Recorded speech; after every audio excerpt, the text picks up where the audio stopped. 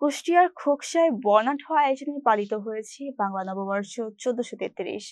মঙ্গলবার সকালে জাতীয় পতাকা উত্তোলনের মধ্য দিয়ে অনুষ্ঠানের শুভ সূচনা হয়। সকাল 9টায় উপজেলা প্রশাসনের আয়োজনে খোকসা উপজেলা চত্বর থেকে একটি বৈশাখী শোভাযাত্রা বের হয়। উপজেলা নির্বাহী কর্মকর্তা মোহাম্মদ মাহমুদুল হাসানের নেতৃত্বে বিভিন্ন দপ্তরের কর্মকর্তা কর্মচারী, রাজনৈতিক দল, সামাজিক সংগঠন ও শিক্ষা প্রতিষ্ঠানের প্রতিনিধিরা শোভাযাত্রায় অংশ নেন। বিভিন্ন সাজে সজ্জিত শোভাযাত্রাটি শহরের প্রধান সড়ক প্রদক্ষিণ করে পুনরায় উপজেলা চত্বরে এসে শেষ হয়। শোভাযাত্রা শেষে জাতীয় সঙ্গীত ও বৈশাখের গান পরিবেশনার মাধ্যমে দিনব্যাপী কর্মসূচির উদ্বোধন করেন ইউএনও। বাঙালির হাজার বছরের সংস্কৃতিকে বুকে ধারণ করে উৎসবে মেতে উঠে উপজেলার সর্বস্তরের মানুষ।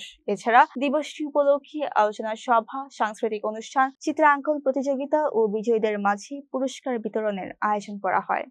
উন্মুক্ত রাখা হচ্ছে, আপনারা নিজ নিজ দায়িত্বে আমাদের ওই কাউন্টারে গেলে পেয়ে যাবেন।